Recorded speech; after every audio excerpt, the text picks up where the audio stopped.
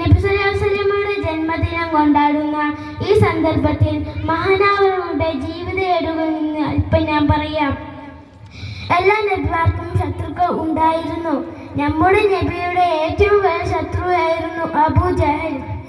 മരണരംഗത്തു പോലും ശത്രുത കാണിച്ച ദുഷ്ടന്റെ അവസാന വാക്കുകൾ ഇപ്രകാരമായിരുന്നു: ബദർ രണാങ്കളത്തിൽ വച്ച് ഇബ്നു മസ്ഊദ് റളിയല്ലാഹു അൻഹു മീകായിൽ അലൈഹിസ്സലാമിന്റെ കുത്തേറ്റ് വീണ് കിടക്കുന്ന അബൂ ജഹലിന്റെ നെഞ്ചത്ത് കയറി ശിരസ് മുറിക്കാൻ ഭാവിച്ചപ്പോൾ അവൻ പറഞ്ഞു: ഇബ്നു മസ്ഊദേ, നീ എൻ്റെ തല കഴുത്തിനോടൊപ്പം നീട്ടി മുറിക്കണം.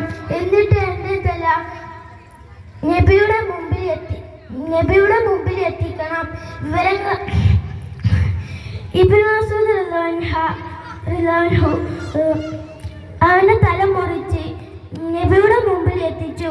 വിവരങ്ങളെല്ലാം ധരിപ്പിച്ചു. എല്ലാ നബിമാർക്കും ശത്രുക്കൾ ഉണ്ടായിട്ടുണ്ട്.